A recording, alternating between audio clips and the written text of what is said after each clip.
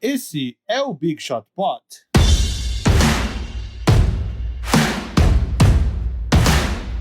Olá, Big Shooters! Aqui é Vavo emulando o MM Isidoro, pois o mesmo não está presente. Aliás, se lembra daquela comunidade do Orkut que era Eu Tenho Medo do Mesmo? Só por causa da plaquinha que ficava no elevador. Ao entrar no elevador, verifique se o mesmo encontra-se no andar. Aí tinha uma comunidade no Orkut que era Eu Tenho Medo do Mesmo. E a plaquinha? A foto era a plaquinha. Né? A foto era a plaquinha, muito bom. Comunidades do Orkut era um bom modo de fazer piada. Aliás, entre nós, tipo, a gente, assim, o Orkut ainda é acho que foi a primeira rede social que pegou aqui no Brasil, e a gente faz piada embora a gente tenha essa sensação de que foi ontem, na verdade a gente tá falando de, tipo, 17 anos atrás. Cara, eu tinha uma comunidade que se chamava Meu Nome Não É Carlos. E aí, se algum Carlos entrasse, eu ia lá e bloqueava ele. E aí, os tópicos de discussão era tem um amigo meu, Carlo, querendo entrar. Pode ou não pode? Aí a galera ficava, não pode. Carlo é uma variação de Carlos. Aí outros, não, Carlo não é Carlos, ele pode entrar sim. Pra ver como a gente tinha tempo nessa época. Tava com tempo na mão, né? Tempo sobrando. E a foto da comunidade era o Carlos Drummond de Andrade com um X em cima, assim. Não. Ai, meu Deus do céu. Viu como a gente varia assuntos mesmo sem o Marcel aqui? Episódio número 87? 87? 87, para aqueles que duvidaram. Como assim varia assuntos mesmo sem o Marcel? Eu queria dizer para vocês que eu sou o maior especialista em assuntos randômicos que eu conheço, assim. Tipo, é porque vocês me ouvem falando de basquete, mas eu falo de assuntos absolutamente idiotas o tempo todo. Traga um agora. Agora? Cara, ontem eu estava conversando, por exemplo, sobre mecânica quântica com minha esposa. Mecânica quântica. Tipo, e aí eu deixo vocês Gente, vocês acabaram de conhecer um dos casais mais interessantes do Brasil. Continue. Vocês pesquisem aí. Inclusive, minha esposa está se matriculando num curso de mecânica quântica. Ela trabalha com moda, não tem nada a ver com o que ela faz da vida, apenas porque a gente gosta do assunto. Interessante, ó. Muito bom, muito bom. Falando de NBA, então... Aqueles recadinhos básicos primeiro, né? Seja um Big Shot Pod All-Star. O que é o Big Shot Pod All-Star? É o nosso grupo de super fãs do Big Shot Pod. A gente tem um grupo no Telegram que a gente fica conversando o dia inteiro e dando pitaco e se provocando sobre a NBA. Cada um torce para um time. E custa apenas R$15 pelo PicPay. picpay.me/BigShotPod. E esse dinheiro é todo revertido para a produção e edição do programa. Então, seja um assinante e continue e ajude a manter a existência do Big Shot Pod ad infinitum. Aliás, esse dinheiro você falou que ele vai para edição. Falando em edição, eu queria falar que o Guilherme Dornelles, nosso editor, ele esteve presente na plateia virtual, eu acho, não sei, acho que foi do primeiro jogo entre Lakers e Rockets. Que eu ainda brinquei no grupo. Falei, tem gente desse grupo na plateia do jogo. Eu acho que foi no primeiro jogo de Lakers e Rockets, ele esteve presente na plateia. A grande pergunta é, então, para o público ficar sabendo, ele estava na torcida do Lakers ou na torcida do Rockets? Eu acho que, como editor desse podcast, ele deveria ter sentado na mesa do árbitro, né? No meio ali, ser justo. Mas não... Prefiro não responder essa questão. Deixa para ele responder. Eventualmente ele vai aparecer aqui de novo e ele responde isso. Beleza. Considerações iniciais. Eu tenho uma a gente combinou que ia falar dos prêmios nas considerações iniciais. Eu tenho uma pré-consideração inicial. Porque a NBA anunciou agora há pouco que familiares do staff, né? Das pessoas que trabalham, não apenas dos jogadores, familiares do staff vão poder ir também para a bolha. Porque não são só jogadores que têm saudades, né? Funcionários também têm. A palavra funcionários que eu estava procurando. Funcionários também têm saudade. Então... a NBA permitiu que a partir das finais de conferência, né, a partir da próxima fase, que ainda não chegamos, familiares dos funcionários poderão entrar também na bolha e eles vão ter que fazer quarentena, todas essas coisas, o mesmo procedimento. Mas eu achei legal, né? Não são apenas jogadores que precisam estar perto da família. Jogadores sim, mas todo mundo, e temos casos de jogadores que tiveram depressão, Paul George falou sobre isso, O outros técnico casos do Nuggets criticou a liga sobre isso, inclusive. Falou, pô, só os jogadores e os técnicos e o staff, eles... Acho que foi, inclusive, uma resposta da NBA a essa crítica, que eles devem ter escutado. O Mike Malone falou publicamente, mas imagino que outras pessoas devem ter se manifestado a esse respeito. Bom, essa foi uma pré-consideração inicial. Muito bem. A NBA normalmente faz tudo certo, né? Parece uma coisa bem lógica e eles mandaram bem, diga. Eu tenho uma boa que a gente não pode deixar passar. Steve Nash, anunciado o novo técnico do Brooklyn Nets. Foi, acho que nesse fim de semana, sexta ou sábado passado, que isso foi anunciado. Pegou todo mundo mais ou menos de surpresa, né? Porque o Steve Nash, ele já tinha trabalhado uma temporada como conselheiro do Lakers, de lá ele foi pro Warriors, ficou lá um tempo. Com o Kevin Durant. Com o Kevin Durant. O Steve Nash, que no começo logo que ele se aposentou, ele não gostaria de ser técnico, não queria ser técnico naquele momento, porque ele havia se separado, casado novamente, estava com filhos pequenos e queria passar um tempo mais próximo dos filhos. Agora ele já parou, acho que deve ter uns 6, 7 anos, né, que ele parou. Agora acho que ele se sente pronto. Pegou todo mundo de surpresa, porque não era um nome que estava sendo cogitado, embora armadores, principalmente de nível de Hall of Fame, eles têm essa facilidade em serem contratados como técnicos. Sem experiência. Não, eu tava vendo alguns, Jason Kidd, assim, poucos. Tem muitos casos de armadores que acabam sendo técnicos sem experiência nenhuma, sem ser, inclusive, assistente técnico. Não, né? Eu acho que mesmo, não precisa nem ser Hall of Famer, o Steve Kerr também, Derek Fisher, que também não é Hall of Famer, também foi assim, né? Uhum. Então, temos alguns. Cara, o que tu achou do que o Stephen A. Smith falou? Que ele Eu ia falar isso agora. Conta pra gente o que ele falou. Então, o Stephen A. Smith, que é um jornalista da ESPN americana, negro, ele fez um desabafo, vamos dizer assim, associando a contratação do Steve Nash como um técnico sem experiência, já sendo colocado direto em um time que vai disputar título. Ele associou isso a racismo, porque é uma coisa que, segundo ele, não acontece com treinadores negros. Se isso só poderia acontecer com um treinador branco, um cara sem nenhuma experiência, já chegar direto num time vencedor. E aí foi uma declaração que meio que polarizou as pessoas. Do tipo, teve pessoas falando, cara, tá viajando, o Nets contrata quem ele quiser, e eles queriam o Steve Nash, que já tinha uma relação com outros jogadores e outras pessoas da franquia, e contrataram ele. E tem as pessoas que falam, não, realmente, por mais que eles contratem quem ele quiser, é uma coisa que está é o racismo estrutural, que tu acaba nem percebendo que tá sendo racista, enfim. Realmente, o que tu achou disso? Cara, eu não tenho... Eu não acho que eu esteja em posição de falar que não foi. Assim, quando e é muito claro, a gente tem como falar, não, foi realmente. Nesse caso, eu não estou em posição de falar que não foi.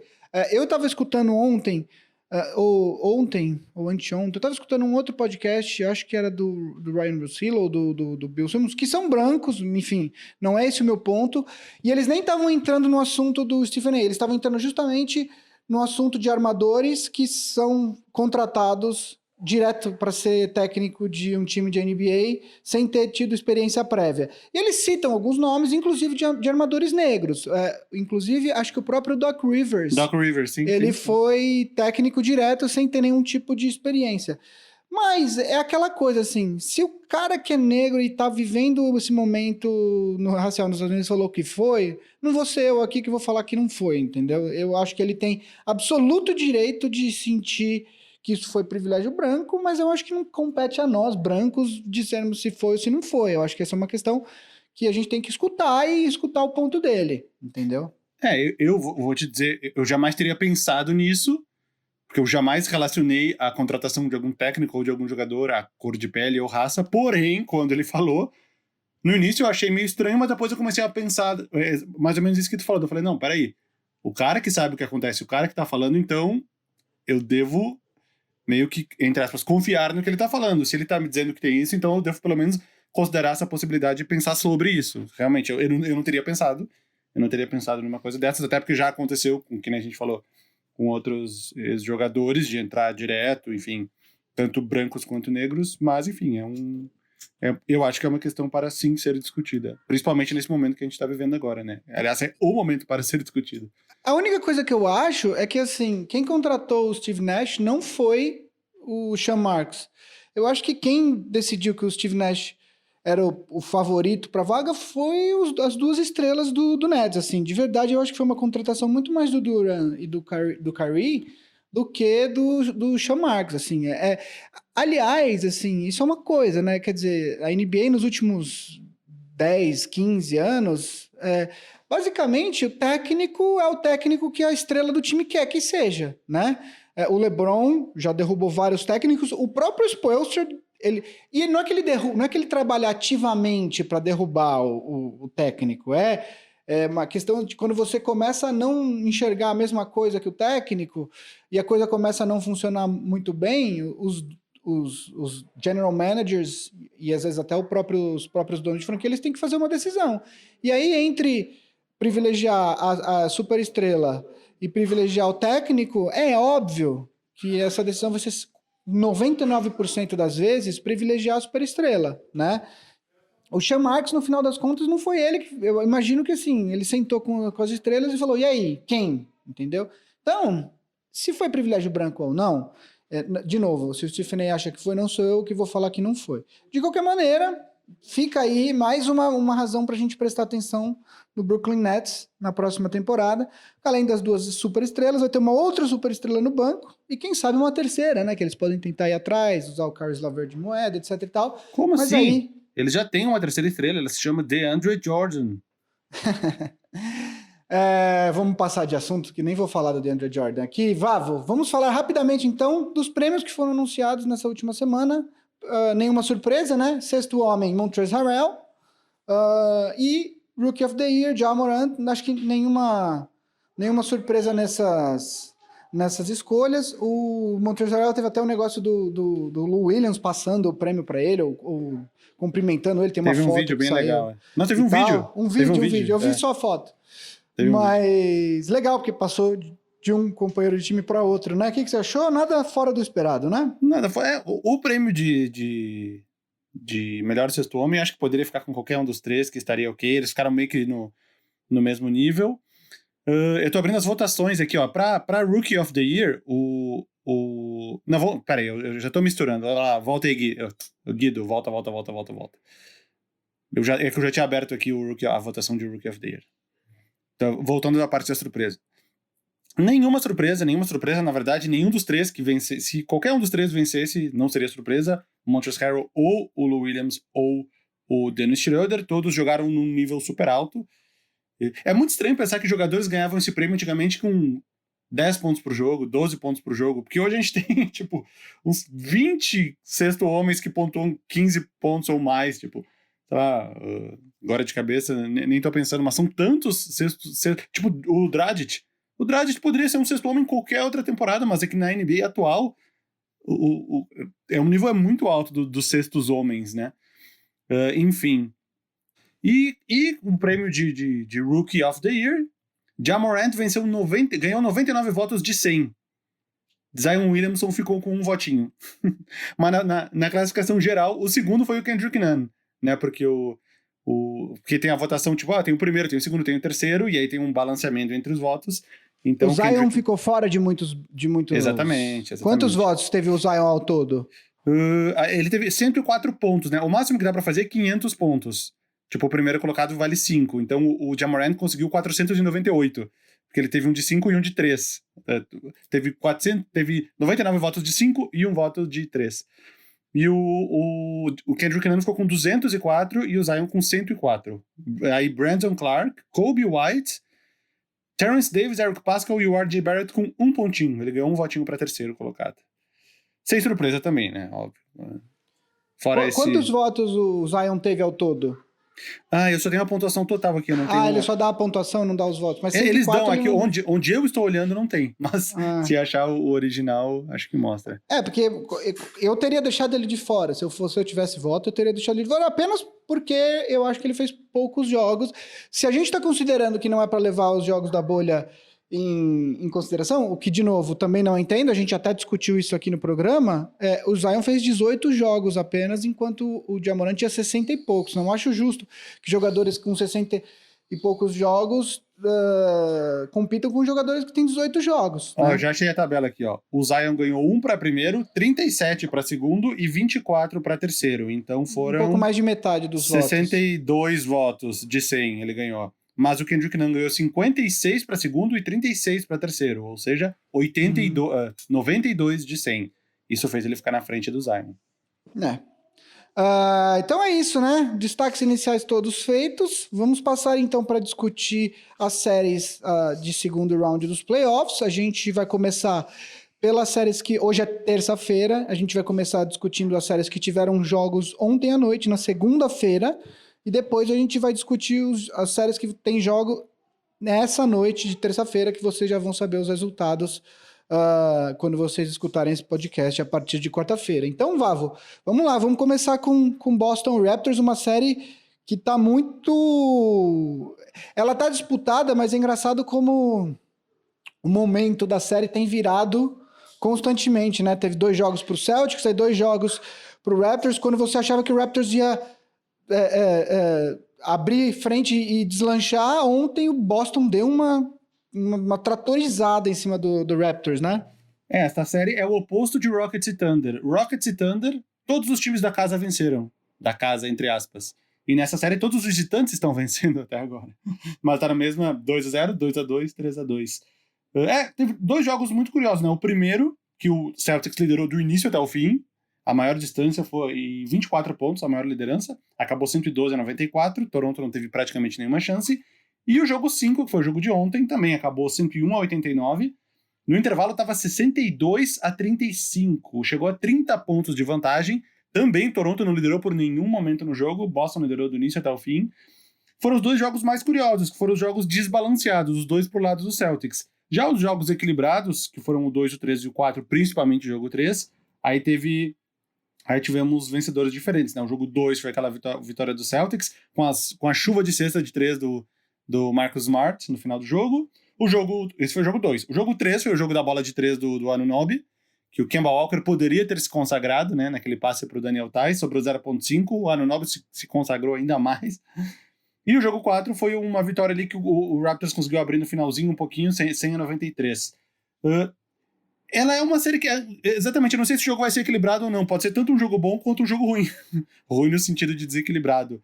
E o de ontem, o jogo 5, com certeza eu achei que ia ser um dos jogos equilibrados, 2-2 a série. Quem vence o jogo 5 normalmente leva a série em 73% das ocasiões. E vimos mais um blowout, o maior blowout de todos no primeiro quarto. O Raptors fez 11 pontos. Acabou 25-11. E, enfim, eu depois...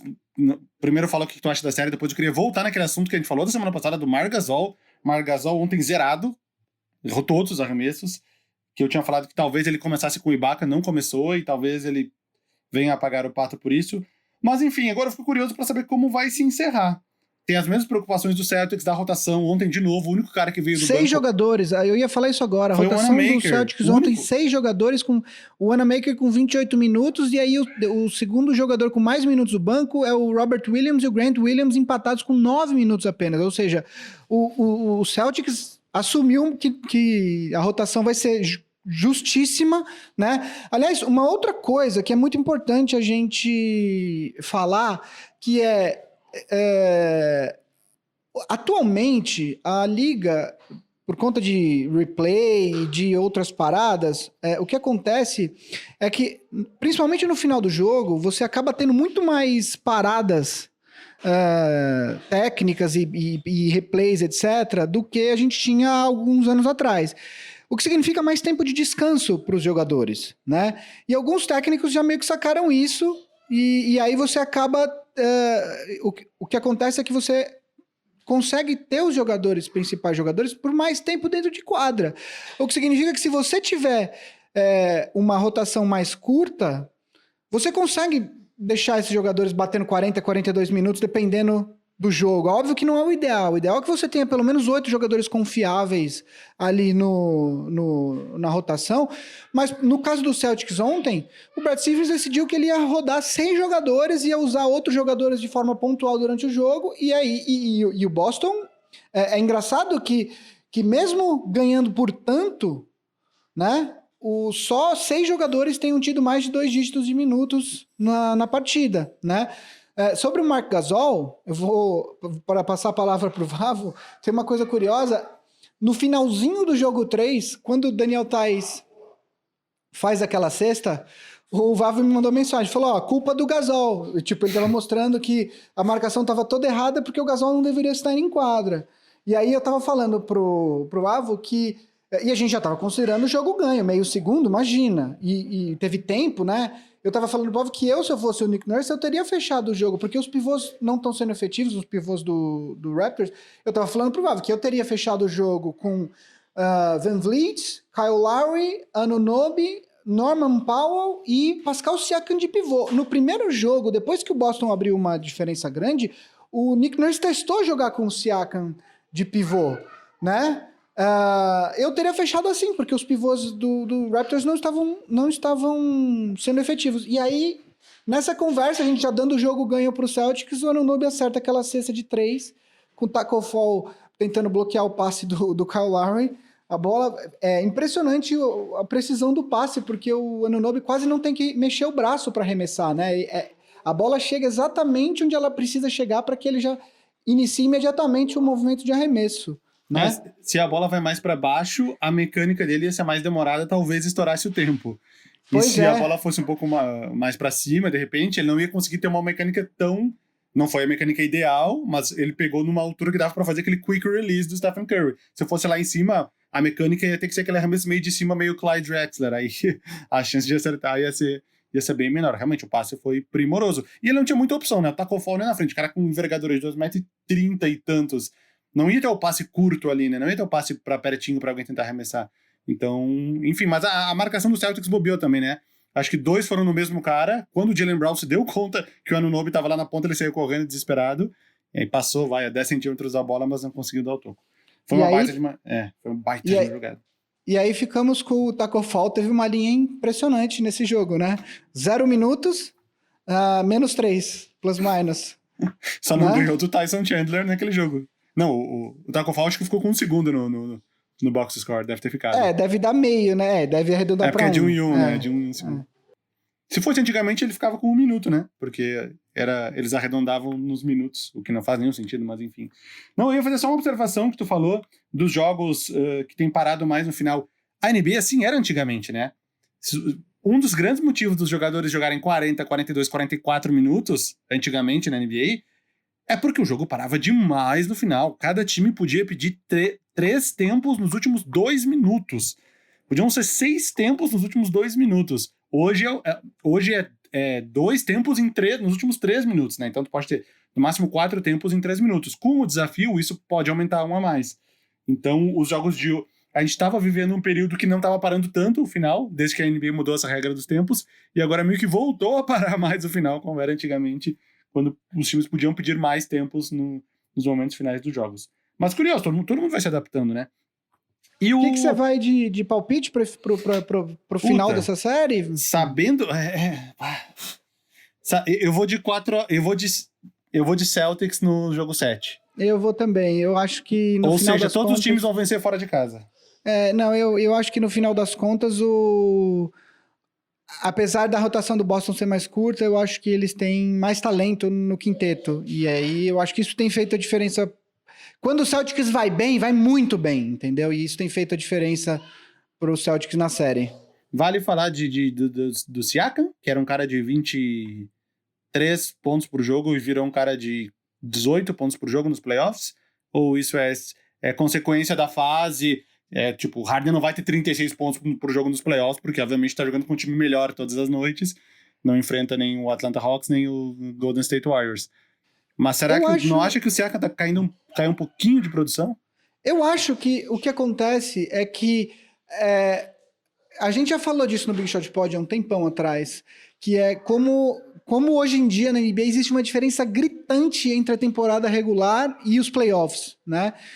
Eu acho que chega nos playoffs, como a gente tem falado, a rotação é mais justa, os times focam em eliminar as melhores opções ofensivas do outro time. Eu acho que o Siakam sofre um pouco disso. Eu acho que a gente está se deparando... A defesa do Boston é uma defesa forte. O Jason Tatum evoluiu bastante nesse quesito. O Jaylen Brown é excelente. O Marcus Smart é um dos melhores da liga. Então, eu acho que tudo isso... E eu acho também que o Siakam talvez tenha começado a temporada um pouco acima do que ele é mesmo, né? Ele estava entregando praticamente a produção do Kawhi Leonard sem o Kawhi Leonard, né? Eu acho que ele estava jogando um pouco acima do que ele é. Ele ainda assim um excelente jogador, mas talvez não seja aquilo que jogou a temporada regular. Acho que é isso, assim. Ao mesmo tempo, o Toronto tem tido contribuições, por exemplo, do VanVleet, que estão absolutamente acima do que a gente esperou do VanVleet na vida, né? Esse ano ele também deu um belo salto qualitativo na carreira. Então, acho que faz parte. Eu acho que é um pouco muito do ambiente dos playoffs, né? Não, eu achei curioso, sabe que visualmente os números dele decaíram bastante. Tem questão de porcentagem mesmo. Tá chutando 41 nos field goals. Então, 21% para 3 pontos, cara. Tá chutando 5 bolas por jogo e acertando uma, praticamente, nesses 9 jogos. Então, acho que isso que me chamou a atenção, a queda talvez essa queda no aproveitamento se refletindo na queda dos números absolutos dele. Exatamente. Vamos de Clippers e Nuggets agora, Vavo? Clippers e Nuggets. Eu vou começar falando aqui. Eu vou começar falando, basicamente, o que eu já tinha falado sobre o Clippers nos últimos programas continua valendo, né? É um time que se comporta como se tivesse ganho 12 títulos, ainda não ganhou nada, continua sendo o time com mais talento na liga, mas é impressionante como eles acham que qualquer jogo eles ganham na hora que eles quiserem. Eu acho que existem times assim, tá? Eu só acho que os times têm que fazer por merecer esse tipo de comportamento, né? O Clippers ainda não fez. Pode fazer? Pode. Mas o Clippers passou o carro no Nuggets no primeiro jogo, o que fazia absoluto sentido, porque o Nuggets veio de uma série absolutamente desgastante de 7 jogos contra o Utah Jazz. Fazia muito sentido que isso acontecesse no primeiro jogo. E aí no segundo jogo, quando o Clippers teve a chance de pisar na garganta do Nuggets, o Nuggets liderou de cabeça a cabeça o segundo jogo. O Clippers teve uma atuação absolutamente flat, de novo, né? Teve o Kawhi, foi acho que o pior jogo dele nos playoffs, no segundo jogo contra o Nuggets. Sim. Acho que ele fez 14 pontos só, foi uma pontuação bem abaixo do que a gente está acostumado a ver dele, né? E ontem, até o terceiro quarto, teve um momento ali no terceiro quarto que o Nuggets estava liderando, aliás, no terceiro ou no segundo, mas o Nuggets chegou a abrir 10 pontos e a coisa estava azedando para o Clippers.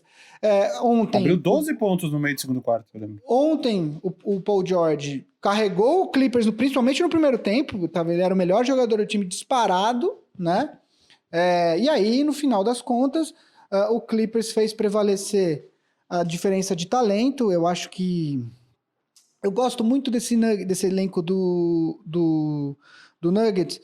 Eu acho que ele também é um elenco bastante... com muitas opções, mas essas opções não estão no nível das opções que o Clippers tem, né? E aí, eu acho que isso ficou refletido no jogo de ontem, assim. Eu acho que quando precisou, o Clippers tinha mais garrafa vazia para vender. O Kawhi, apesar dele ter feito só 23 pontos, ele pegou 14 rebotes, 6 assistências. O banco ontem do Clippers nem foi tão efetivo, né? Só o Harrell com 11 pontos e o Lou Williams com 10. Mas eu acho que ficou claro, assim, ontem, o que o Nuggets não teve ontem? Um bom jogo do Jamal Murray. E o time do Nuggets, quando um dos 2 melhores jogadores não tem um jogo bom, é muito difícil bater um time do nível do Clippers, né, com o nível de talento do Clippers. Eu acho que é isso, assim. para que o Nuggets bata, eu falei semana passada, a chance que o Nuggets tem de bater o Clippers é levar essa série para 7 jogos e aí ter uma atuação de gala do Jokic e do Murray no jogo 7. Fora isso, acho muito difícil que o Nuggets chegue às finais de conferência. Eu percebi uma leve dependência. Estou percebendo nesse novo Clippers, vamos chamar de novo Clippers, o Clippers completo, né? Porque aquilo que a gente falava da temporada regular, a gente nunca via, a gente trabalhava com o Clippers que a gente achava que ele poderia ser e não com o Clippers que era naquele momento. Nesse novo Clippers, eu tô achando uma dependência do Kawhi Leonard um pouco acima do que eu achei que ia ser. Porque isso tá realmente se refletindo nos placares, no vencedor e no perdedor do jogo. Quando o Kawhi faz um jogo um pouco melhor, o Clippers ganha. Quando o Kawhi faz um jogo pior, o Clippers perde. E nessa série contra o Nuggets tá bem claro isso, né? Aquele primeiro jogo, o Clippers ganhou, com o Kawhi jogando bem, foi 29 pontos. O segundo jogo foi esse de 13 pontos que tu falou, que ele não tava caindo nada, 4 de 17, não meteu nenhuma bola de 3. Cara, eu abri aqui o game log do Kawhi pra ver o último jogo que ele não tinha metido uma bola de 3. Preciso voltar uns 20 e tantos jogos aqui lá pra fevereiro, num jogo contra o Memphis, que era um blowout de 27 pontos no Memphis. Ele jogou só 24 minutos e ele não meteu nenhuma de 3. E antes desse, aí precisa voltar lá pra novembro, entendeu? Não acertou nada, não meteu bola de 3, tava errando tudo, cometeu turnover, foram 4 turnovers, mas agora de cabeça me lembrando, parecia que foram uns 10, porque na hora crucial ele errou bastante. Menos 16 o plus-minus dele nesse jogo. E o Clippers perdeu. Ontem ele voltou a jogar bem, voltou a chamar a responsabilidade. Ontem o Paul George ajudou mais para alívio dele, mas foi isso, os 23 pontos, 14 rebotes, 6 assistências. Enfim, eu acho que essa dependência do Kawhi tá sendo um pouco além do que eu achei que ia ser. Eu achei que ia ser uma coisa mais equilibrada do Kawhi com o Paul George, com o Lou Williams e o Harrell e o Beverly e o Marcus Morris indo meio atrás ali. Enfim, tô achando o time meio polarizado na questão Kawhi joga bem, Kawhi joga mal. Mas enfim, não sei se é um problema, porque o Kawhi joga bem a cada 5 jogos, 4 ele joga muito bem. Então, se existir essa dependência realmente, o time chega às finais da NBA. Mas fica essa questão, até onde o time é dependente do Kawhi Leonard. E eu vou falar uma coisa para vocês. Emitir uma opinião polêmica aqui. Polêmica mesmo, assim.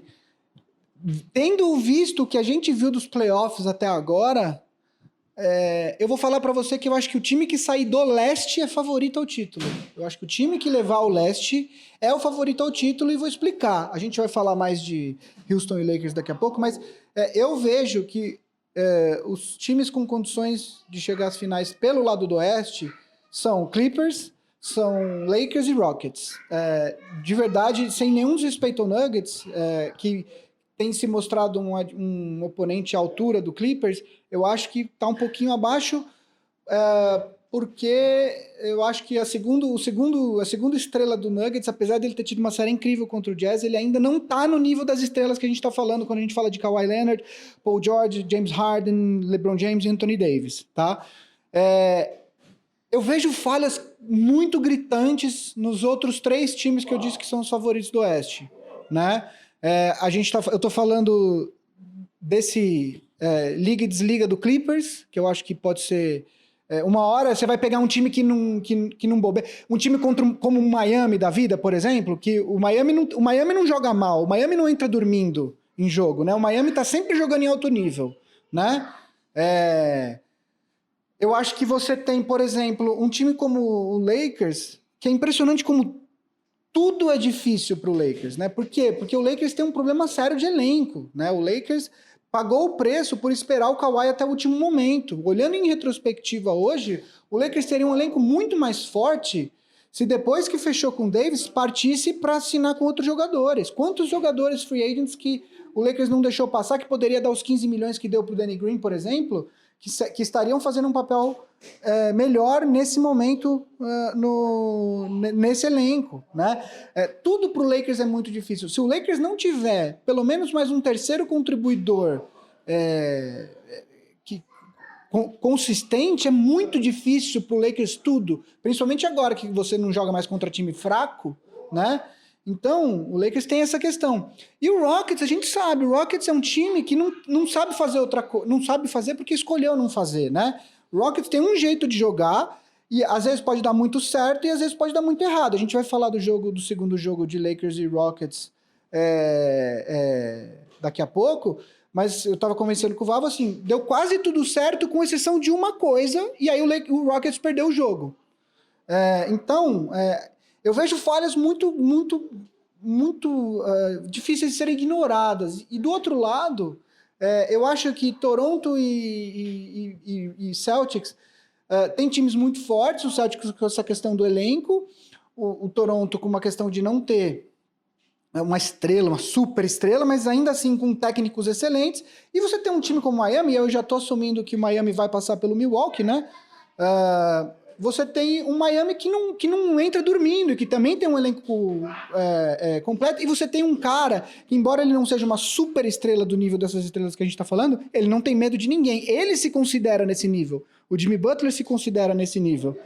Então, falei um monte aqui, mas eu tô começando a achar que o favorito para ser campeão da NBA é o time que sai do leste, de verdade.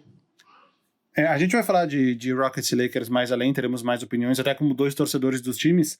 Vamos falar primeiro, então, de Milwaukee Bucks e Miami Heat. Hoje, terça-feira, teremos o jogo 5. Miami Heat começou liderando surpreendentemente por 3-0. Milwaukee venceu o último jogo na prorrogação não vou dizer sem Giannis, porque os primeiros 11, 12 minutos que ele jogou, ele fez 19 pontos antes de se machucar. Então não foi sem Giannis. O Giannis ajudou na vitória do time. Mas sem o Giannis, da metade do segundo quarto até o final do jogo. E ali, nesse momento, menos 3-0, 0-3 na série, sem ter o principal jogador, com o segundo jogando partidas, com o segundo vivendo uma montanha-russa, que é o Middleton, que alterna jogos de 30 e tantos pontos com jogos de 2 pontos, ali meio que todo mundo deu o Bucks como eliminado, e eles ressurgiram das cinzas sem o Giannis e conseguiram essa vitória na prorrogação. Só reconstituindo a série, então, tu falou que o Miami é um time que joga bem sempre. Reparou na pontuação do Miami Heat nessa série? Jogo 1, 115 pontos. Jogo 2, 116 pontos. Jogo 3, 115 pontos. Jogo 4, 115 pontos. É isso, é de uma regularidade absurda. Foi 115, a pontuação mais alta foi 116. É uma regularidade absurda esse time do Miami. E, de novo, a gente já falou semana passada um pouco, a gente tem que dar o braço a torcer pro Pat Riley e pro Eric Spoelstra, né? Que por conta de todas as mudanças de elenco que o Miami sofreu nos últimos anos, a gente tinha meio que deixado de lado essa discussão de melhores técnicos da liga, mas ele é um dos melhores técnicos da liga e eu acho que isso é inquestionável. O Pat Riley, a gente sabe o quanto ele é bom na montagem, eu acho que mais que na montagem, ele é bom de atrair os jogadores para Miami, né? Os jogadores conversam com ele e querem ir para Miami. O elenco do Miami, se você for olhar, por exemplo, no último jogo, quer dizer, além o Kendrick Nunn, que foi o segundo jogador na votação de Rookie of the Year, jogou 8 minutos. Quer dizer, você tem o 9º cara na rotação do Miami, pelo menos no último jogo, ele jogou 8 minutos. Acima dele do banco, você tem o Tyler Hero com 33, o Iguodala com 22 e o Kelly Olynyk com 10 pontos. Um cara que tem sido fundamental nessa série, e eu li isso em algum lugar, ou ouvi isso em algum lugar, que a troca do André Iguodala, na verdade, acabou virando a troca do Jay Crowder, porque ele está sendo fundamental nessa série para marcar os alas do Bucks. Né? Então, você tem E metendo bola de 3, né, cara? Ontem ele só tá chutando bola de 3. Só tá chutando bola de 3. 6 de 12 no foram todos os arremessos dele no jogo. 12 bolas de 3. Quer dizer, o Jay Crowder arremessou 12 vezes de 3 pontos, o que é um jogador que, em tese, não é nem a segunda opção ofensiva de um time arremessar 12 bolas de 3 pontos. Há alguns anos o técnico seria demitido, né? Então, assim, esse time do Miami é um time que joga em alto nível, que não entra moscando, sabe? Não tem aquele jogo... Vou de novo citar o meu maior exemplo. O Lakers tem momentos que é isso, assim, o Lakers... Primeiro quarto, aí às vezes você perdeu os primeiros minutos do jogo, você abre o jogo, tá faltando 7 minutos para acabar o primeiro quarto, tá 33-15 pro outro time. Você fala assim, como que vocês chegaram nesse... Sabe assim, tipo... Tem muitos times que tem essas oscilações, acho que no nível de concentração, e acabam permitindo corridas muito grandes. O segundo jogo contra O Rockets é prova dos dois times, né? O Rockets entrou dormindo, entrou acordado no terceiro quarto, e o Lakers ao contrário, né? O Miami não tem essas coisas. Então, eu acho muito difícil que o Milwaukee agora consiga vencer 3 jogos. Primeiro que isso nunca aconteceu na história, né? Um time que saiu perdendo de 3-0 virar uma série para 4-3, né? Segundo, que eu não sei nem se já foi confirmado se o Giannis joga hoje ou não. Ele tá como dúvida ainda, eu acabei de entrar aqui. A última atualização, terça-feira, às 11h53, é dúvida. Então, mas ainda que é questionable. Questionable, é. Ah, tá. Questionable é 50%. Ainda que o Milwaukee, ainda que ele jogue, não vai estar 100%, isso é fato, né? E ali tem uma outra questão. Falando um pouco da defesa do Miami, se você for olhar, tem muitas posts no Twitter mostrando o que o Miami tem feito, e é quase literalmente um muro ali na linha do garrafão, da linha do garrafão, sim, para não deixar o Giannis fazer o que ele faz de melhor, que é em 2 passos ele tá no aro, né? E aí você tem um ataque lento, que fica todo mundo esperando para ver o que o Giannis vai fazer, você não tem movimentação de bola, e aí com isso você mata a principal arma do Bucks, né? E aí você depende de ter um jogo muito bom do Chris Middleton, você depende de ter um jogo muito bom do Eric Bledsoe, você depende de ter um jogo muito bom do Brook Lopez, né? Nem sempre você vai ter isso. E aí, antes de passar a palavra, a última coisa que eu queria falar é, eu não sei se você teve essa impressão, Valvo, mas a sensação que eu tive é que como time, como ataque, a partir do momento que o Giannis saiu, a coisa parecia ser muito mais fluida pro Bucks. É óbvio que você perde o maior talento do time, mas como ataque, como conceito, né? Você vê jogadas sendo armadas, você vê a bola rodando um pouco mais, não só apenas todo mundo esperando para ver o que uma pessoa ia fazer, para aí sim decidir como os outros jogadores se comportam, entendeu? Até porque muda toda a defesa, né? No instante que sai um Giannis Antetokounmpo do jogo, a defesa do Miami Heat se comporta diferente. E se comportando diferente, o Milwaukee Bucks acaba criando outras oportunidades. E tem bons jogadores, como a gente falou, o Chris Middleton é um cara bom. Não vai ser no final da carreira dele considerado uma super estrela da NBA, mas é um cara que teve momentos muito bons, que já disputou 2 All-Star Games, que fez um jogo de 36 pontos último. 36 pontos, 8 rebotes, 8 assistências, chutando 12 de 28, um pouco menos de 50%. Mas foi um cara que na hora decisiva ali ajudou, entendeu? Então, realmente, mas é que 3-1 na série, antes de falar da série em si, hoje de manhã, terça-feira, possivelmente por isso tu não viu, eu lancei um vídeo falando sobre o Pat Riley.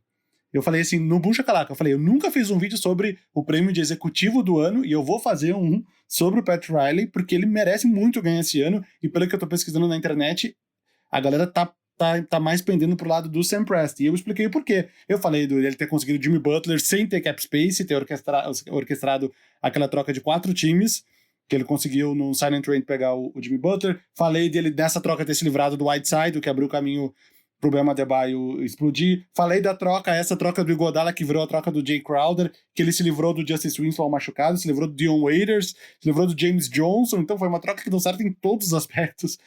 Pro Heat, falei do draft do Tyler Hero, e eu falei do Kendrick Nunn e do Duncan Robinson, que foram movimentações em abril do ano passado, teoricamente não vale para essa temporada, mas enfim, foi ter assinado com o Kendrick Nunn, que não foi draftado, e ter transformado o Duncan Robinson de two-way player no contrato normal. Enfim, tudo que o Pat Riley fez foi certo. Então, realmente, ele pegou um time que ninguém dava nada, que eu falei que ia ficar em 8º lugar no leste, e muita gente falou que ia ficar de fora dos playoffs, absolutamente ninguém falava que ia passar da primeira rodada, e é um time que o jogo virou e a gente tá falando que ele vai ser favorito contra Rockets, Lakers e Clippers, entendeu? Porque é um time que tá muito constante. O cara fez tudo certo, do início até o fim. Então, acho que o Heat é favorito. Achava que eles iam ter vencido aquele jogo 4, não venceram, acho que eles vão fechar a série. Pouco provável que o Bucks vença mais 3, ainda mais o Giannis, mesmo que ele jogue, que nem tu falou, não vai estar 100%. E com o Giannis balear.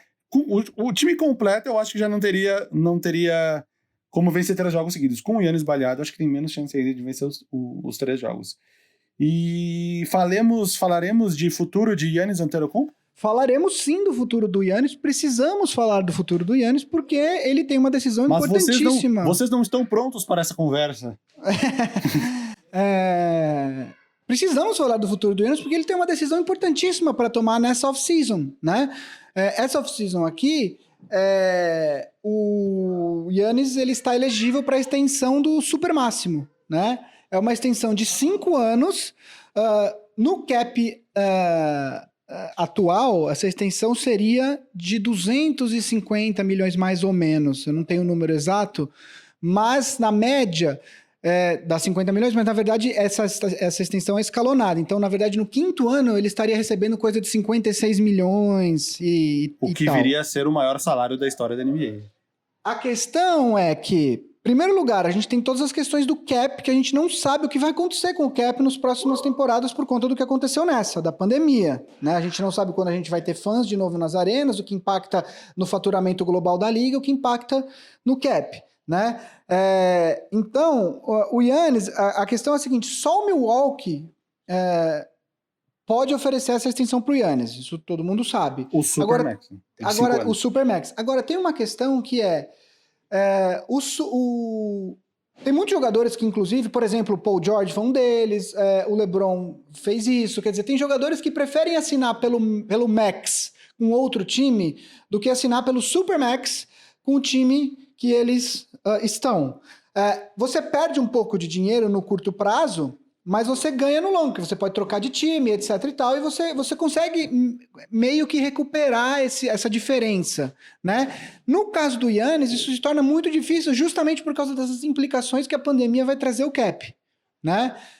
A diferença para o Giannis, caso ele opte por não assinar a extensão e sair como free agent do Milwaukee na próxima temporada, com um cap, na melhor das hipóteses, no mesmo nível desse ano, quer dizer, porque tendência é que até ele possa cair um pouco o cap, ele vai perder uma quantidade considerável de dinheiro, né?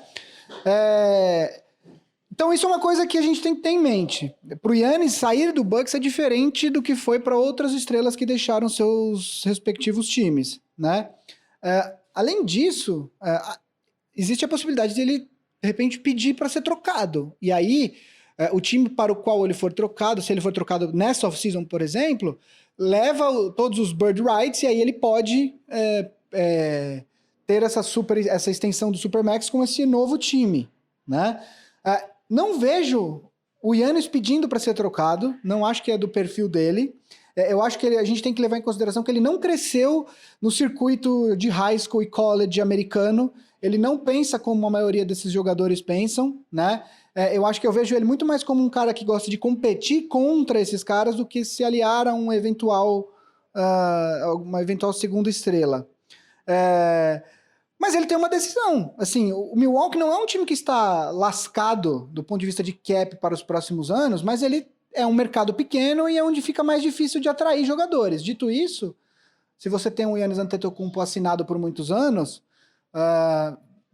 acho que outras estrelas pensariam em se juntar a ele lá, em Milwaukee, né?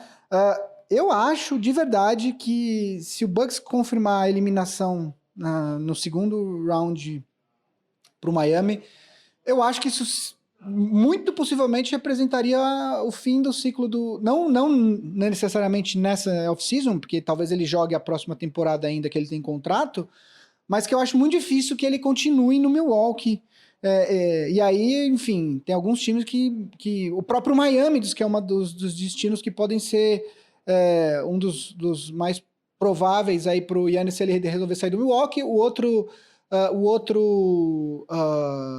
destino que falam muito é Toronto, né? O Masai Ujiri, que é o presidente do Toronto, ele é nigeriano e a família do Giannis, apesar de grega, é de origem nigeriana, então diz que tem uma eventual conexão aí e tal, até pelo lance de serem estrangeiros, né? Então vem jogar no Rockets. Vem jogar no Rockets, que tem o Hakeem Olajuwon, que é nigeriano. Vem. Bom, você tem um outro problema, você tem 2 contratos ali que tornam isso impossível, basicamente. Aí vai ter que mandar um em troca, né? E você acha que o Bucks vai querer pegar o Westbrook? e o Harden e o Antetokounmpo são brother, eles são super amigões, eles nunca falaram mal um do outro via imprensa, não. O Edmundo e o Romário jogaram juntos, deu tudo certo, fizeram um monte de gol, tudo certo. Não ganharam nada, você lembra? Melhor ataque do mundo, salve Romário e Edmundo, né? Não ganharam nada. Tinha musiquinha, não sei se você lembra. Lembra? Enfim. Para um pouquinho, descansa um pouquinho. Melhor, sabe Romário e Edmundo, melhor ataque do mundo. Melhor ataque do mundo, exatamente. Mas enfim, eu acho muito difícil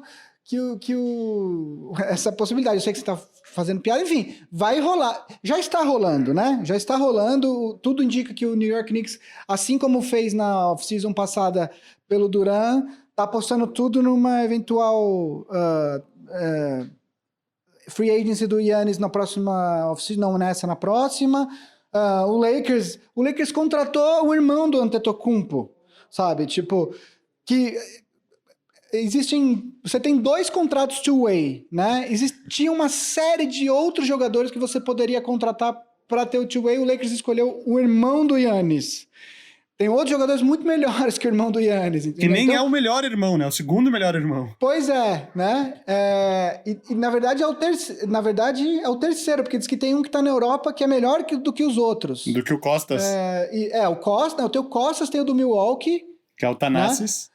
O Thanasis, e diz que tem um na Europa que é melhor que os dois. O Alex, mais novo. Acho que é o Alex. Então, enfim. Então é isso, assim, os times estão todos meio que de olho no que o Giannis vai fazer, né? O que você acha, Vavo? Eu queria te perguntar assim, primeiro, qual que você acha que é a posição do Giannis? Tipo, porque hoje em dia eu vejo ele muito mais como um pivô do que como...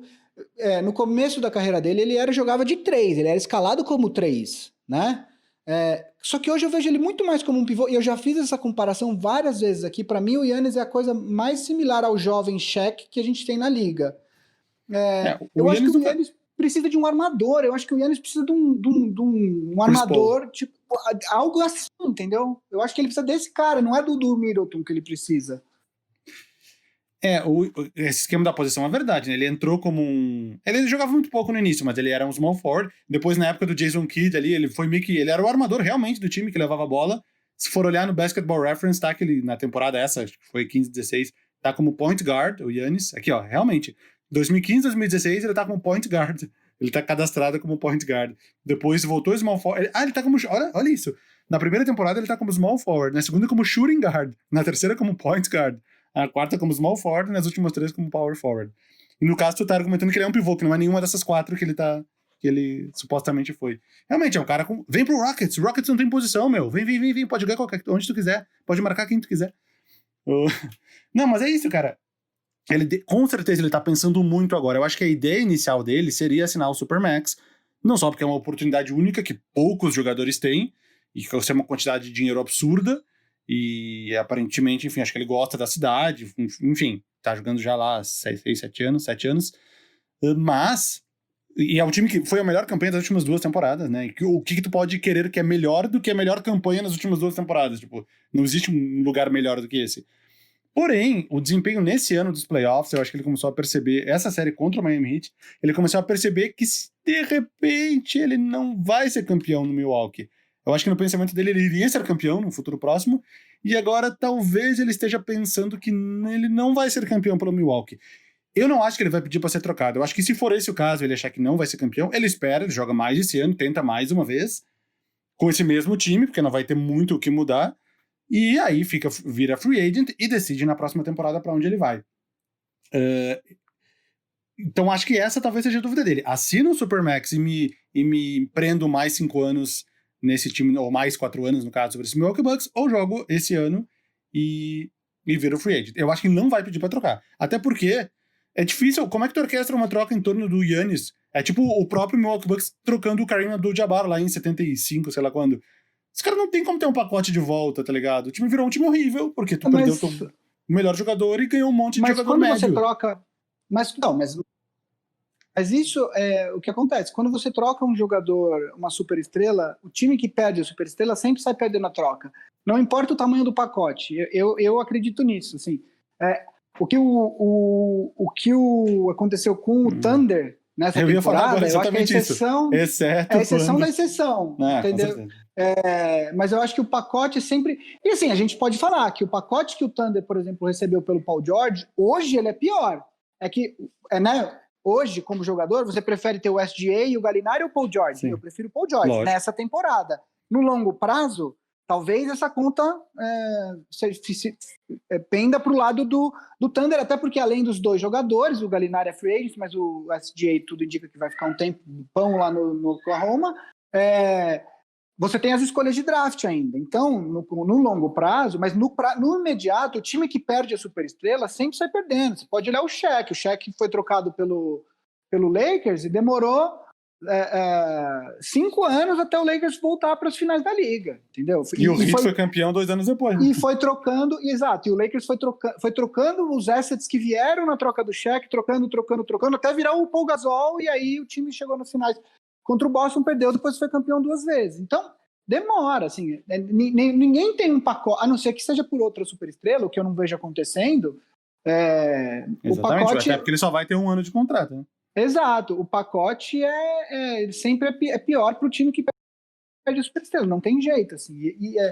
De novo, eu vejo o Miami não tem escolha de draft, o Miami tem, sei lá, um cara como o Adebayo, que se pro Miami começar uma conversa, eu acho que o Milwaukee ia botar na mesa Adebayo, Tyler Hero e Kendrick Nunn ali, né? Kendrick Nunn eles nem iam botar, porque daí o Miami ia falar, escolhe um ou outro, e eu acho que quem eles queriam mesmo é o Tyler Hero. Gostariam de ter, né? São poucos times que têm o capital humano para trocar pelo Giannis, assim, não tem muito o que fazer, né? Olha, tô dando Russell Westbrook, Ben McLemore, não posso dar escolha porque não tenho mais, não posso nem fazer swap, porque já tá tudo comprometido os swaps, e te dou Bruno Caboclo. Sim, o John Horst vai mandar a polícia te prender. Vai mandar a polícia e prender você. Porque essa oferta é indecente, é tentado violentar o pudor. Mas enfim, acho que é isso, então né? perde ele. Beleza, então perde ele de graça no próximo ano. Sim, mas eu acho que, cara, o Milwaukee eu acho que essa temporada do Milwaukee, se o Giannis não pedir para ser trocado, eu acho que o modelo é Kawhi Leonard com o Toronto. Vamos lá, vamos tentar ser campeão e ver se ele fica depois. É isso, sacou? Porque eu não acho que o Milwaukee esteja muito longe de ter um elenco que possa brigar pelo título. Você tem o Giannis, que é o MVP 2 vezes, né? Tudo vai ser, né? Não adianta, não precisa. O Milwaukee não tá longe, você não precisa implodir o time e começar de novo. Tem, acho que, uma mexida ou outra que você consegue fazer, entendeu? Eu acho que o Milwaukee não vai trocar o Giannis agora. O Milwaukee vai apostar sorte na próxima temporada. Porque se o Milwaukee é campeão, aí beleza, se o Giannis ficar, maravilha, mas se não ficar, pelo menos o Milwaukee foi campeão, entendeu? Acho que é isso. Vamos para Lakers e Rockets, Eu ia dizer, a gente já tá falando há mais de 1 hora e nem entramos no Rockets e Lakers. Vamos para Rockets e Lakers, então. Eu vou avisar vocês aqui que a bateria do meu gravador acabou, eu não tenho outra bateria, então vocês vão me escutar no som gravado diretamente do Discord, então vocês vão notar uma diferença no meu áudio daqui por diante, tá bom? Não é porque ele tá histérico porque é o Lakers, é porque trocou o microfone, só pra ficar bem claro. Eu vou deixar tu começar falando suas considerações, porque eu vi que tu tá, pelo que tu tem postado no Twitter e tudo mais, até de não postar durante o jogo e comentar mais no final, que tu tá bem mais envolvido emocionalmente do que eu com essa série. Até eu acho que pelas expectativas do Lakers, que são expectativas de ser campeão, depois de muito tempo, o time não ia pros playoffs, sei lá quanto tempo. Então. E o Rockets meio que desde o início eu sabia que não ia ser campeão essa temporada, então eu já tô quase naquela fase do que vier lucro. E eu tô percebendo uma sinergia muito grande tua com esta série, então eu gostaria de ouvir a tua opinião primeiro. Vamos lá. Como eu disse no episódio passado, eu acho que o Thunder como time é muito mais organizado que o Rockets, o que supostamente poderia significar que o Thunder seria mais perigoso para o Lakers, mas não, o Rockets era muito mais perigoso para o Lakers porque tem um cara como Harden, porque o Lakers não tem chute de 3 pontos bom, porque o Lakers não tem ninguém para marcar o Harden, o cara que poderia atrapalhar mais o Harden nessa série não foi para bolha, que é o Avery Bradley, e que além de tudo é um arremessador decente de 3 pontos, então assim, a série pro Lakers, a pior possível era o Rockets, né? tem um envolvimento, porque assim, fazia muito tempo que o Lakers não ia aos playoffs. Então faz tempo, eu estava até comentando que eu tinha esquecido o quão pouco ou nada civilizado eu sou assistindo o Lakers nos playoffs. E é engraçado como o comportamento é diferente, por exemplo, quando você assiste um jogo de futebol decisivo e um jogo de basquete, né? O futebol são poucos pontos comparado ao basquete, né? E você entende os momentos do jogo ali, né? Tem momento que seu time sofre mais pressão, tem momento que seu time, dependendo de como tiver o andamento do jogo, tá pressionando mais, mas você entende. Agora, no basquete tem essa questão assim que, do nada, um jogo que parecia controlado, um outro time mete 10, 12 pontos na sequência e você, toda hora você fica torcendo para a defesa parar o outro time, e aí você começa a ficar bravo. E o jogo, especificamente esse último jogo, o segundo jogo da série, eu tava com as duas crianças dormindo, então eu tive que ver o time implodindo no terceiro quarto sem poder emitir um pio para não acordar as crianças, entendeu? Assim, eu acho que ficou claro, como eu já disse no começo ali do programa, um pouco antes, que a gente estava falando dos defeitos que os times do Oeste têm, ficou claro nesses playoffs, e eu acho que nesses dois jogos, principalmente contra o Rockets, ficou claro o preço que o Lakers está pagando por ter esperado o Kawhi, né? Realmente ali você precisa de um terceiro contribuidor no time e nem sempre você tem esse cara. No último jogo, foi o cara que pouquíssimas pessoas esperavam, que é o Markieff Morris, né? Que meteu ali 4 bolas de 3 na sequência, acho que ele terminou o jogo com 19 pontos, né? E foi um dos caras que pesou ali para a vitória do Lakers. Ao mesmo tempo, os arremessos de 3 do Lakers ainda estão... É um percentual muito abaixo do que precisaria ser, principalmente contra um time como o Rockets, né? E fica claro para mim que, assim, se o Lakers for campeão, e eu ainda acho que tem condição de ser campeão, não é que eu estou excluindo a chance do Lakers, mas vai depender de um esforço sobre-humano das duas maiores estrelas que o Lakers tem, que é o LeBron e o Anthony Davis. E assim, o Lakers teve esse esforço do LeBron nesse jogo, né? Apesar do Anthony Davis ter sido o principal marcador de pontos do time, o que o LeBron fez no último período, né, foi algo absurdo, assim, ele basicamente, é aquelas coisas que a gente vê o LeBron fazendo, né, ele decide que o time não vai perder de jeito nenhum, e o time não perdeu, né. Eu acho que assim, pro Lakers, foi 16 pontos que o Markieff Morris fechou o jogo, com 4 de 5 de 3 pontos, né. O Lakers até teve uma contribuição razoável do Kuzma, 13 pontos, mas no primeiro jogo ele foi mal. Tem uma coisa que eu queria falar, assim, o Kuzma tem contribuído defensivamente, eu já falei da evolução defensiva dele, mas ele tem contribuído defensivamente, tem uma rotação que o Rocket sempre faz para cavar o tiro de canto pro PJ Tucker ou pro Eric Gordon, e no final do jogo ele marcou muito bem algumas vezes, então assim, ele tem contribuído, mas assim, falta um cara que você sabe que toda noite ele vai te entregar 15 pontos, 12 pontos, 15 pontos. Esse cara, cada noite é uma pessoa, mas o problema é as noites que você não tem esse outro cara, né? E aí você depende da defesa, a defesa do Lakers é uma das melhores da liga, mas o ataque do Rockets é um ataque potentíssimo, né?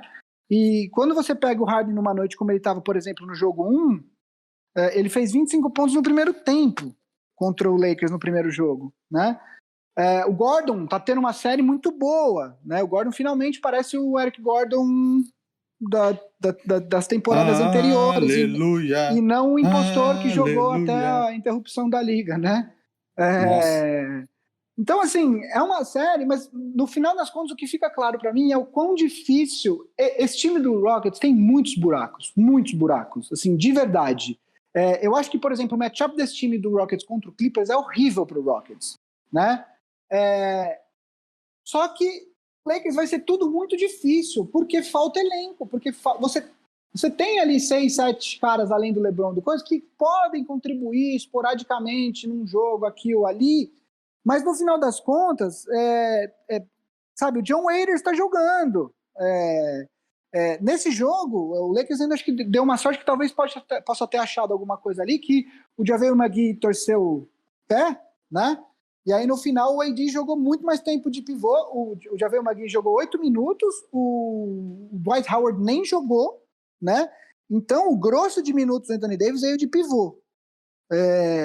E o Markieff Morris em alguns momentos fez ali. E teve também uma que eu tô até pasmo de elogiar esse cara, mas o Rondo jogou pra caralho nesse jogo. Mas muito, assim, tipo, muito mais do que eu esperava. É o que o pessoal chama de playoff Rondo. Eu não esperava que ele fosse contribuir desse jeito. A decisão dele de pegar o Harden quadra inteira, eu acho que atrapalha o Harden. Eu acho que você não para o Harden e ao mesmo tempo você não consegue fazer a mesma coisa com o Harden em 2, 3 jogos, porque ele é muito inteligente e uma hora ele vai dar um jeito de superar essa barreira que você criou para ele, né? De qualquer maneira, de novo, é o que a gente falou ontem, qualquer coisa entre varrida de um lado e varrida de outro não me surpreenderia nessa série. Acho que muito possivelmente vamos a 6 ou 7 jogos e acho que vai ser muito difícil para o Lakers passar pelo Houston. Não acho que colocaria de novo 55-45 para o Lakers, pelo que o Lakers fez na temporada regular, mas vai ser muito difícil. Eu ainda o meu palpite inicial era Lakers, eu falei acho que 4-3, né? Confesso que no primeiro jogo é assim, né, cara? Não é o meu time, eu assisto, mas eu não assisto 100% focado, e eu não transmiti nenhum jogo do Lakers nessa volta que eu tava de comentarista do NBA League Pass. Me deu uma pequena assustada vendo como um torcedor do Lakers o time, né? Uma assustada no sentido que eu vi, que nem tu falou, eu vi muitas falhas no time. E me deu até uma esperança, vamos dizer assim, tipo, opa, eu achei que eu ia perder essa série. Mas de repente, conhecendo como o Rockets joga, talvez consiga vencer essa série, que eu não estava contando com isso. Tu fez um baita de um resumo, meio que cobriu todas as partes. É aquela coisa, observação número 1, quando o Rockets começa a chover bola de 3, tu tem que ser o Chris Paul da série anterior, tu não pode querer devolver com um monte de bola de 3. Se o Lakers fizer isso, ele perde o jogo na hora. Porque o Rockets abre 15-20 e no meio do terceiro quarto não volta mais. O Lakers não tem bons arremessadores de 3 pontos, eu não sei nem quem é o melhor, talvez seja o Danny Green, tu pode me dizer aí... Supostamente é o Danny Green, mas que tá mal, né? Nessa pós-temporada tem sido o KCP. Esse esquema do Rondo jogar muito bem, isso é muito uma característica desse time do Rockets, que é deixar o pior arremessador arremessar o quanto ele quiser. Isso deu pra ver agora nos playoffs, com as pessoas acompanhando mais o Rockets de perto, viram o Luguentz Dort fazendo 30 pontos no jogo 7. Por quê? Porque ele era a última opção de marcar. Quando fica trocando de marcação, corre para um lado pro outro, na dúvida deixa o Dort livre. E aí quando o Rondo tiver em quadra, na dúvida deixa o Rondo livre. Tanto que ele arremessou 5 bolas de 3. Precisaria voltar muito tempo pra ver quando foi a última vez que o Rondo arremessou 5 bolas de 3 no jogo. Por quê? Porque ele tava livre toda hora que ele quisesse. E ele pulou vários arremessos de 3 ali. Ele refugou outros arremessos de 3 também. E não só ele. Outros jogadores do Lakers eu também reparei, principalmente no primeiro jogo, refugando arremessos de 3 pontos livre, talvez não estando acostumados com uma circunstância dessa. Do lado do Rockets, o Westbrook tá mal, se serve de alento. Ele foi muito mal em 2 jogos e ainda assim ganhou um, e a série tá empatada em 50-50. Então, não é de se esperar que ele vai mal até o jogo 7. Ele teve uma lesão na perna, talvez ele não tenha voltado com toda a explosão possível. Teve um desgaste grande ali nos últimos jogos contra o Thunder, que ele voltou, jogou muitos minutos. Não sei até onde isso influencia. Mas o Lakers tá devolvendo o Rockets na mesma moeda, né? Deixando o Westbrook completamente livre para arremessar de 3. E ele, ao invés de infiltrar, que é o que ele faz, ele meio que tá chutando. Então ele chutou acho que 6, deixa eu olhar aqui.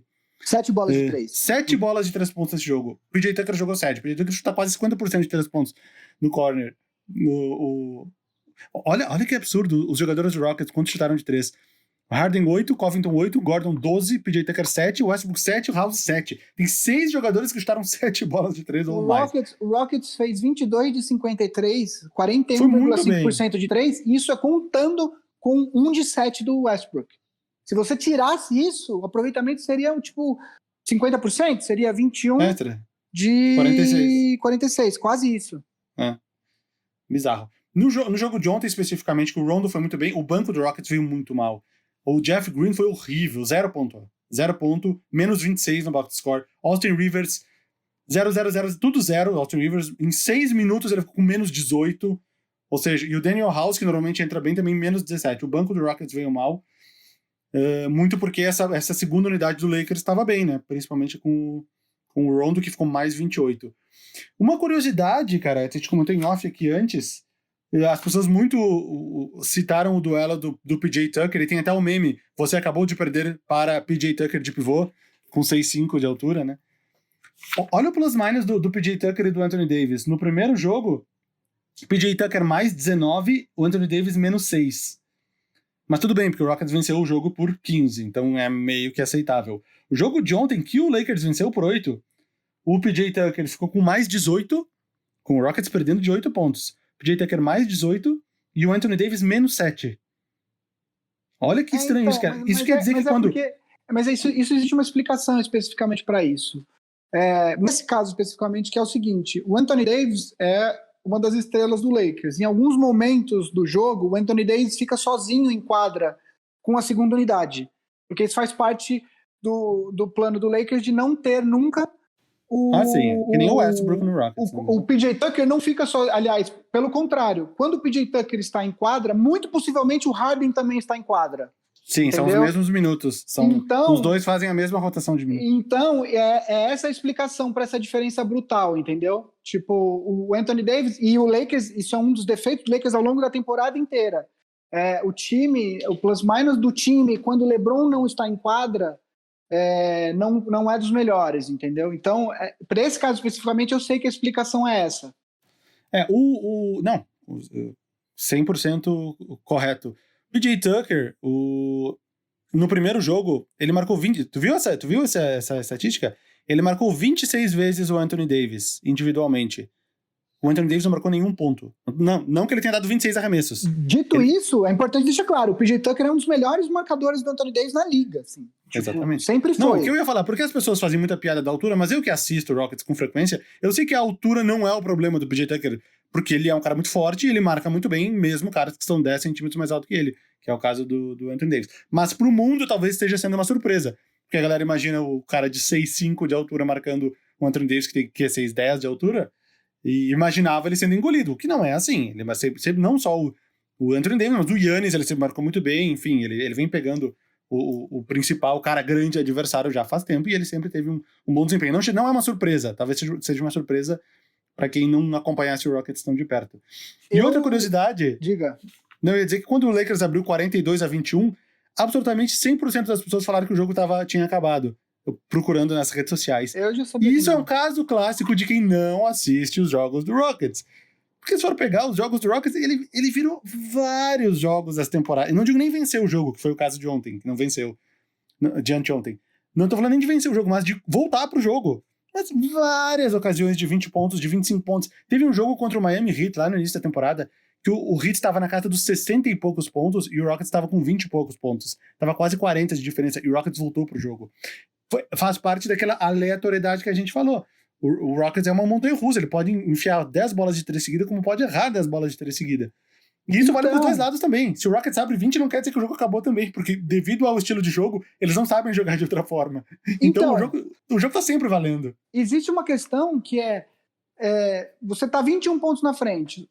Você não precisa tirar os 21 pontos numa corrida só, né? Você pode, sei lá, pega um time como o Rockets. Tira 7, 7, 7 em 3 quartos. Isso é muito factível. Não. O Rockets tá 21 pontos, né? Daí, de repente, o Rockets manda 3 bolas de 3. É absolutamente factível, né? É um negócio que, assim, não é que eu tô inventando a roda. Todo mundo sabe que acontece do Rockets meter 3 bolas de 3 pontos em 3 ataques consecutivos, né?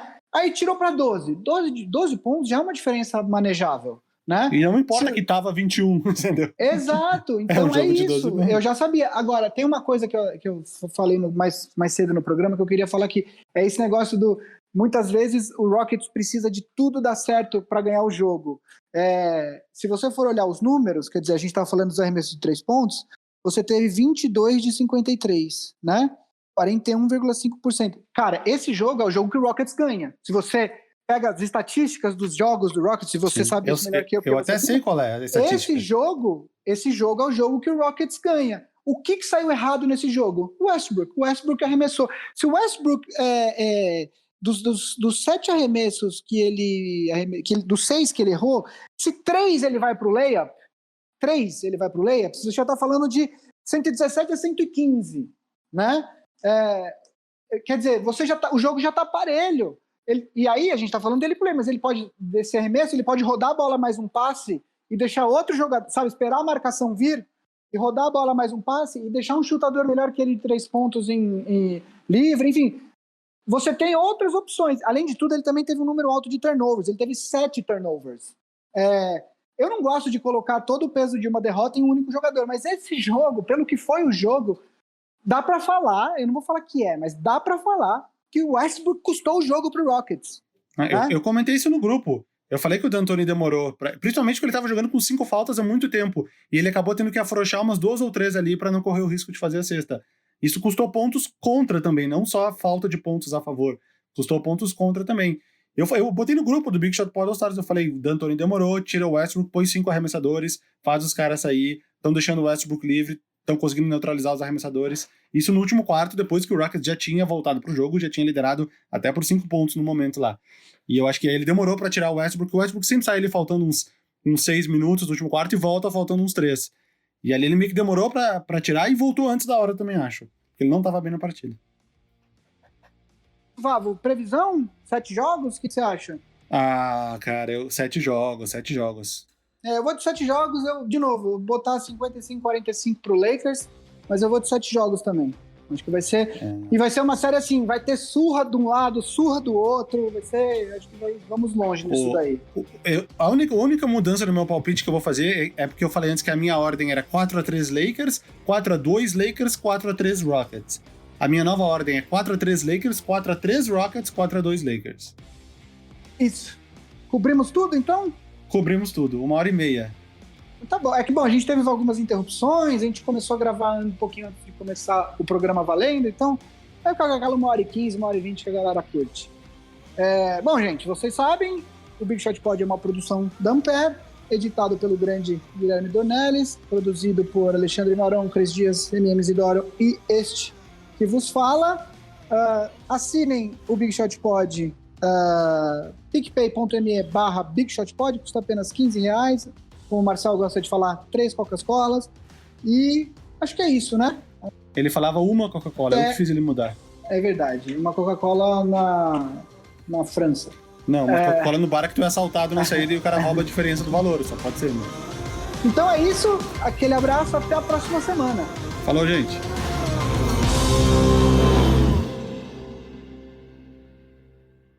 Ampere.